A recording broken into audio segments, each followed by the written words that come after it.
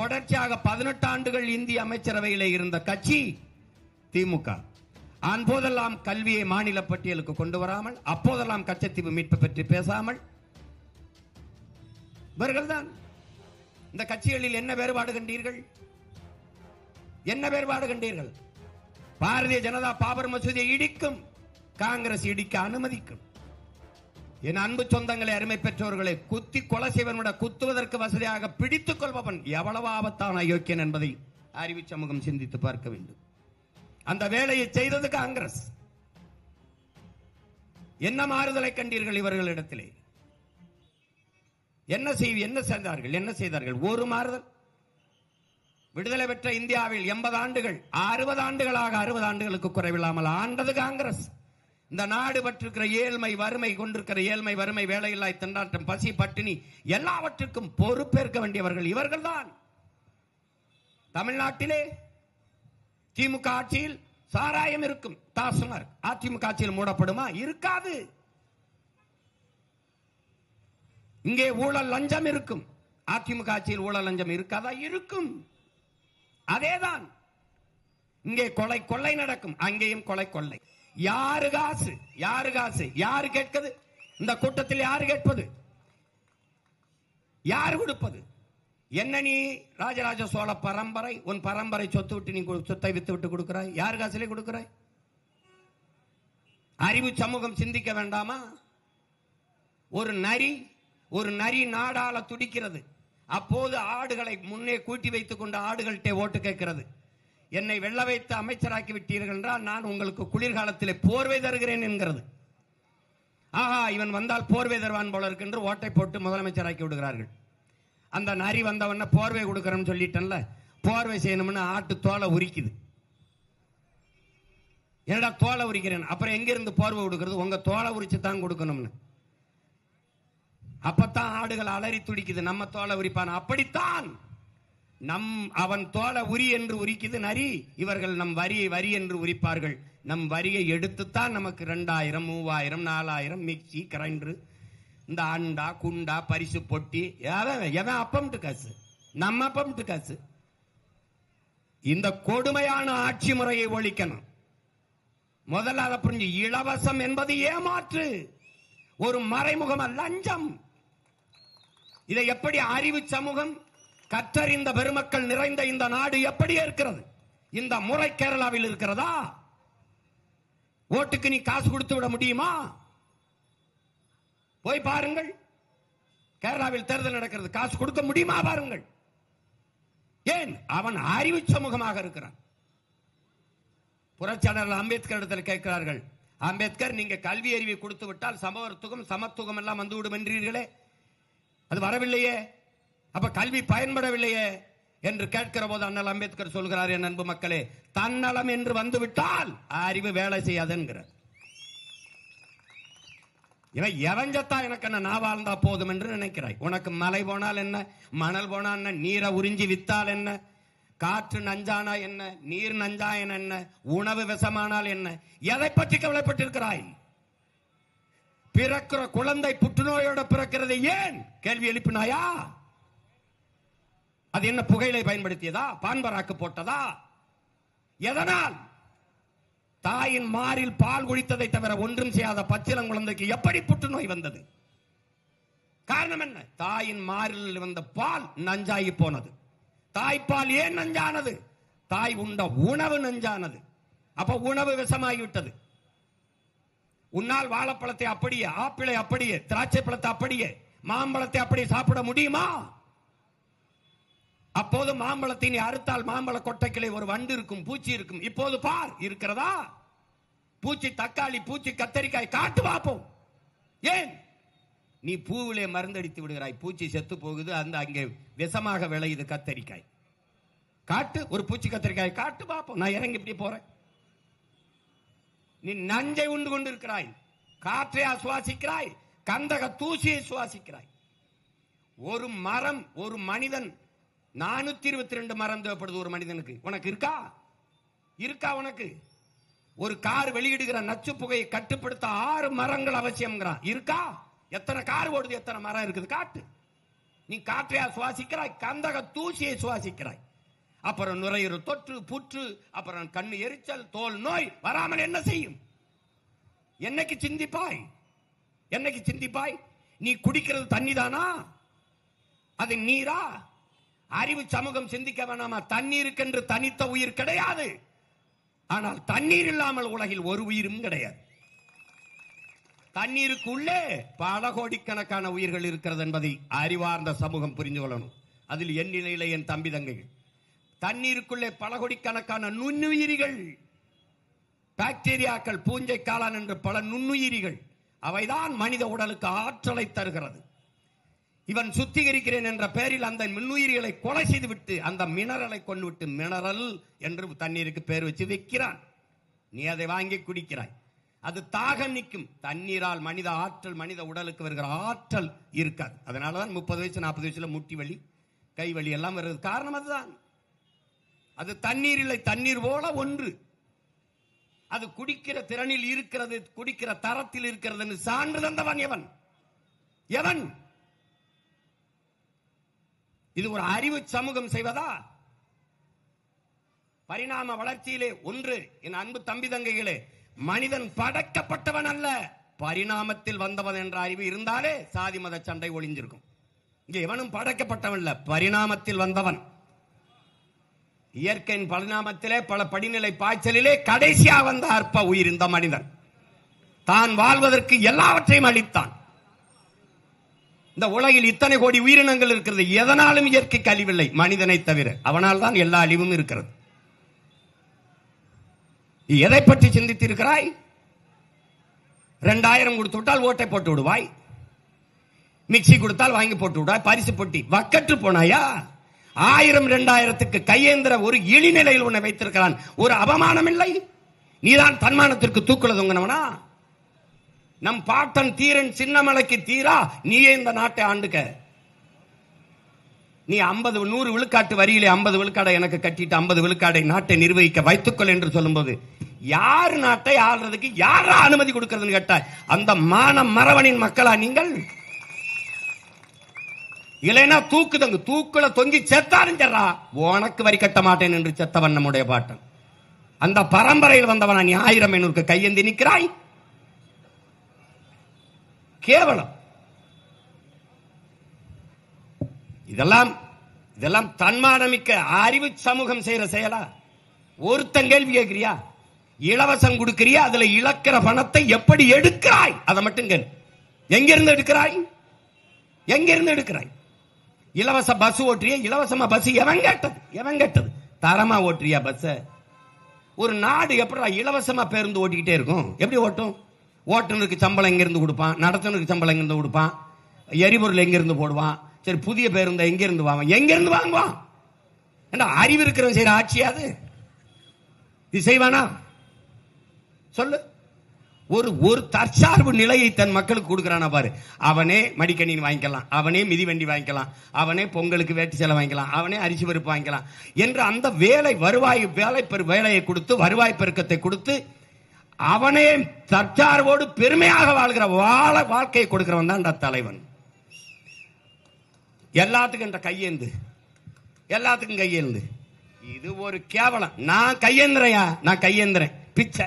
நம்ம எல்லாரும் நாடே சேர்ந்து கையேந்திரம் இலவசம். இது ஒரு பேர் இதுக்கு இவங்க வச்சிருக்கிறது. என்னைக்கு மாற்றுவது? எதிலிருந்து மாற்றுவது? எதிலிருந்து மாற்றுவது? எது மாற்று? அரசு பள்ளிக்கூடத்தை விட தனியார் பள்ளிக்கூடம் உயர்ந்ததாக இருக்கிறது, தரமாக இருக்கிறது. இப்போ இந்த அரசு தனியார் பள்ளிக்கூடத்தை விட அரசு பள்ளி கல்லூரி தரமாக இருக்கிறது. அதான்டா மாற்று. இதுல இருந்து மாற்று மாற்று. அரசு மருத்துவமனையை விட தனியார் மருத்துவமனை சிறப்பாக இயங்குது, நல்ல தரமான மருத்துவம் இல்லை. தனியார் மருத்துவமனையை விட அரசு மருத்துவமனை ஆக சிறப்பாக இருக்கிறது. மாற்று. ஒவ்வொன்றிலையும் மாற்று. அதுதான் அப்படிப்பட்ட மாற்றத்தை உருவாக்கணும். ஒரு நாட்டிலே ஆக சிறந்த வளம் எது? அறிவு வளம். ஒரு நாட்டின் எதிர்காலமே அந்த நாட்டின் வகுப்பறையில் தீர்மானிக்கப்படுதுங்கிறான். உன் வகுப்பறை அறிவு கருவறையா இருக்கா, வியாபார அறையாக இருக்கா? அப்புறம் மாற்றணும் துடிக்கிற உங்க பிள்ளைகளின் எண்ணத்தை பாருங்கள். முன்னால் நிற்கிற உங்க பிள்ளைகளின் சாதி என்ன என்று பார்க்காதே, சாதிக்க துடிக்கிற எங்கள் எண்ணத்தை பார். எங்கள் மதம் என்ன என்று தேடாதே, நாங்கள் முன்வைக்கிற அந்த மனிதத்தை பார். மனிதம்தான் ஆகச் சிறந்த புனிதம் என்கிற கோட்பாட்டை ஏற்று நில்லு, அதை பார்.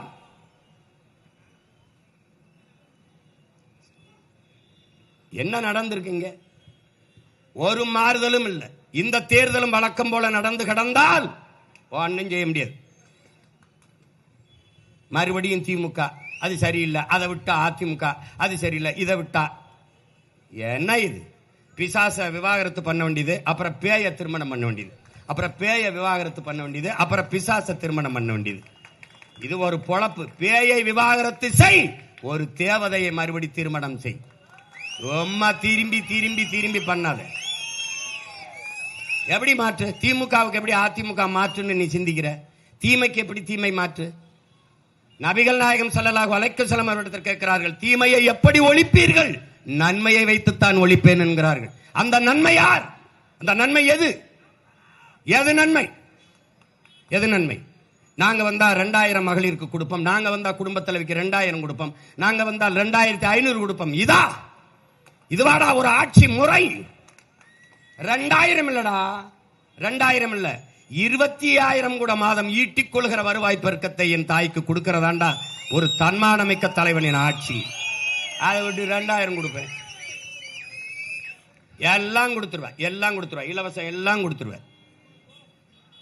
வேலை, உழைப்பு, சம்பளம், வாழ்க்கை, இது ஒவ்வொன்றும் துண்டிக்கப்படுது. இலவசத்துல துண்டிக்கப்படுது. என் உடன் பிறந்தானே.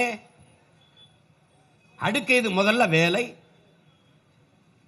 அதுல உழைப்பு, அதுக்கு பிறகு ஊதியம், அதான வாழ்க்கை, பெருமை மிக்க வாழ்க்கை. இந்த கோட் இந்த இது வந்து துண்டிக்கப்படுது.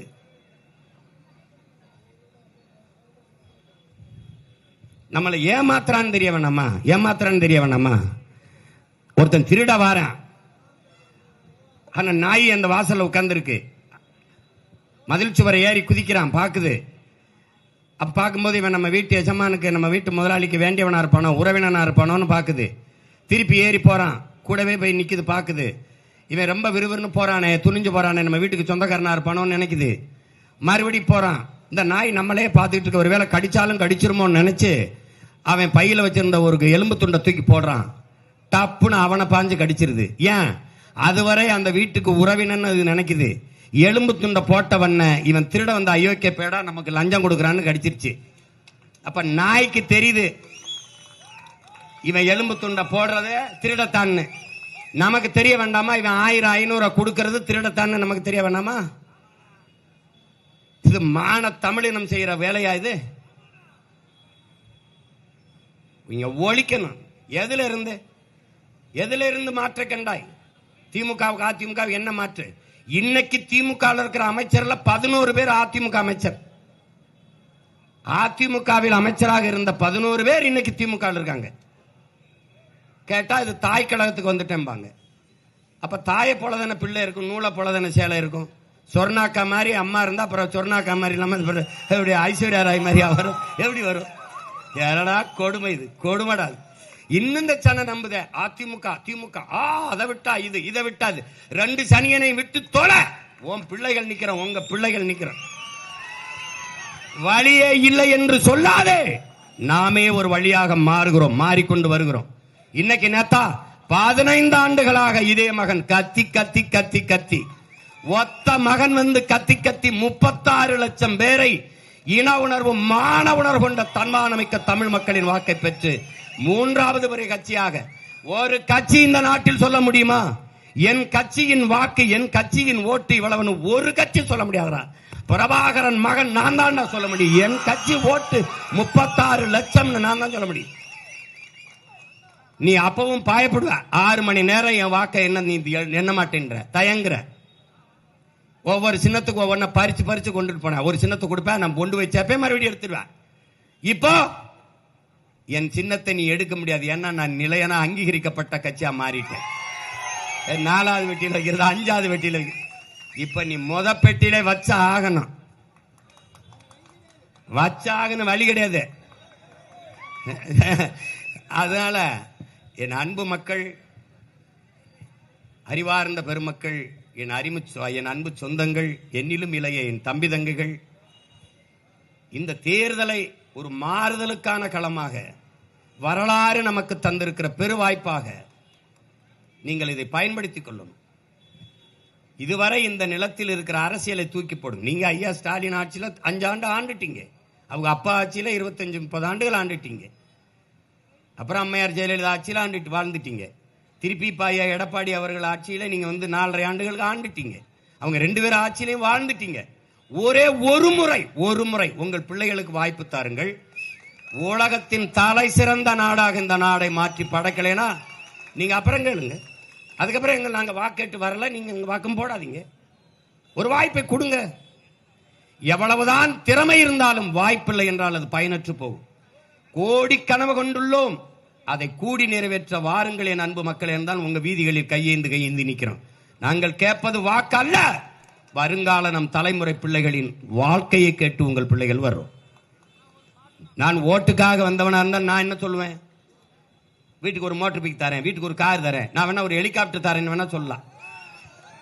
நான் ஏமாற்ற தயாராக இல்லை. இந்த நிலையிலிருந்து முற்றுமுழுதாக மாற்ற வேண்டும் என்ற எண்ணத்தில் நிற்கிறவன்.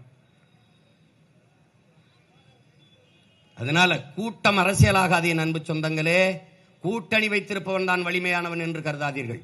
கூட்டத்தில் நிற்பவனுக்கு துணிவோ வீரமோ தேவையில்லை, தனித்து நிற்பவனுக்குத்தான் வீரமும் துணிவும் தேவைப்படுகிறது.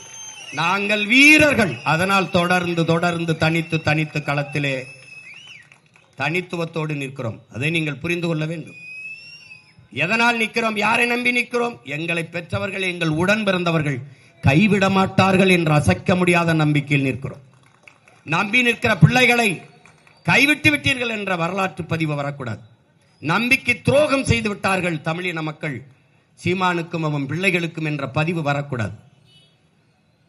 வந்தவனை எல்லாம் வாழ வைத்தீர்கள், ஆனால் சொந்த மக்களை வாழ வைத்தீர்களா? தமிழ் மீட்சி வர வேண்டும் என்றால், தமிழர் எழுச்சி வர வேண்டும் என்றால் தமிழன் ஆட்சி வர வேண்டும். அதற்கு அறிவு சமூகம் ஆழ்ந்து தெளிந்து சிந்தித்து இந்த தேர்தலை பயன்படுத்திக் கொள்ள வேண்டும்.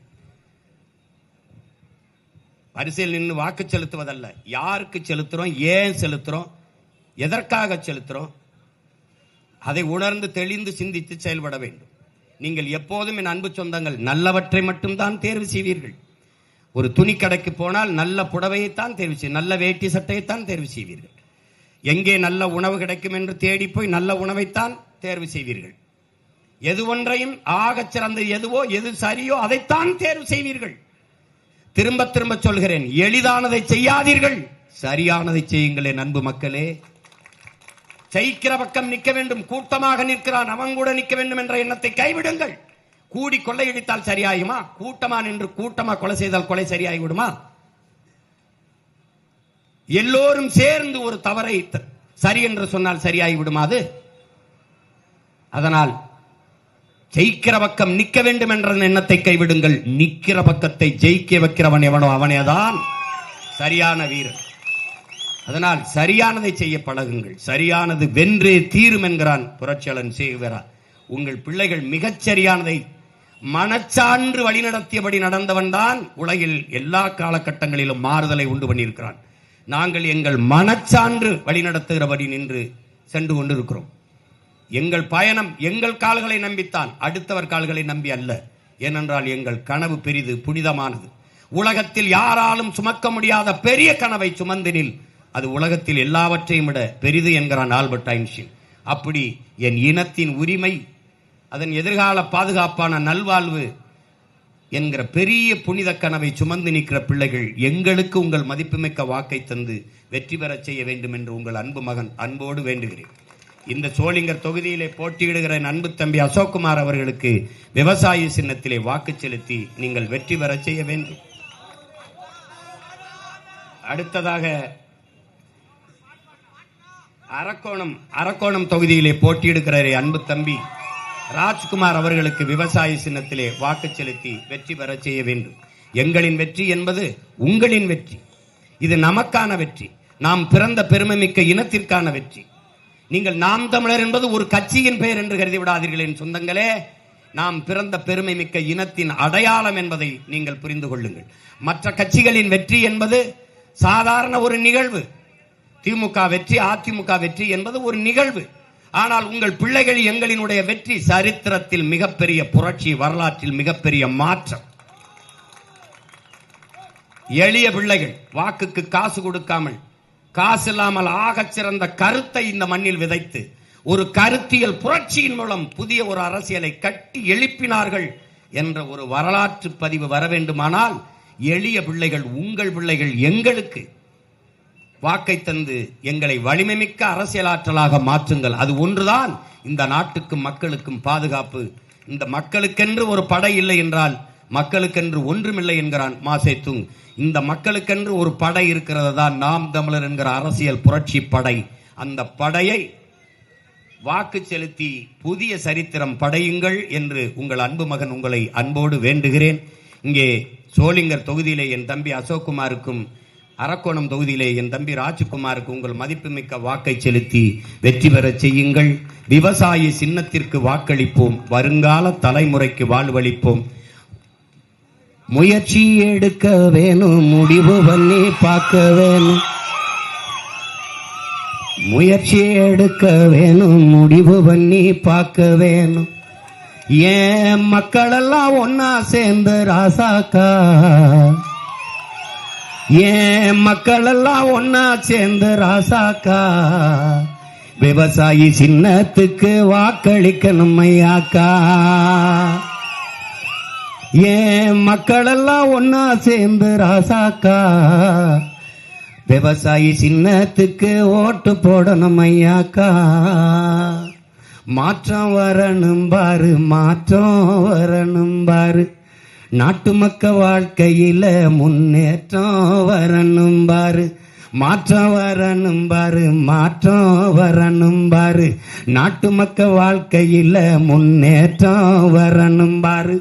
அந்த எண்ணம் கொண்ட சின்னத்தில ராசாக்கா நாம எல்லாருமே ஓட்டு போடணும் ஐயாக்கா. முயற்சி எடுக்க வேணும், முடிவு பண்ணி பார்க்க வேணும். ஏன் மக்கள் எல்லாம் ஒன்னா சேர்ந்து ராசாக்கா, விவசாயி சின்னத்துக்கு வாக்களிக்கணும் ஐயாக்கா. ஏற்றம் வரணும் பாரு, ஏற்றம் வரணும் பாரு, ஏழச்சன வாழ்க்கையில ஏற்றம் வரணும் பாரு, ஏற்றம் வரணும் பாரு, ஏற்றம் வரணும் பாரு, ஏழை மக்கள் வாழ்க்கையில ஏற்றம் வரணும் பாரு. அந்த எண்ணம் கொண்ட சின்னத்தில ராசாக்கா நாம எல்லாருமே ஓட்டு போடணும் ஐயாக்கா. நாம எல்லாருமே ஓட்டு போடணும் ஐயாக்கா. மாற்றம் என்பது சொல் அல்ல, ஒரு செயல். மாறுவோம், மாற்றுவோம். இது மாற்றத்திற்கான எளிய மக்களின் புரட்சி. என் அன்பு சொந்தங்களே, அருமை உடன் பிறந்தார்களே, இந்த தேர்தலை ஒரு மாறுதலுக்கான வாய்ப்பாக பயன்படுத்துங்கள்.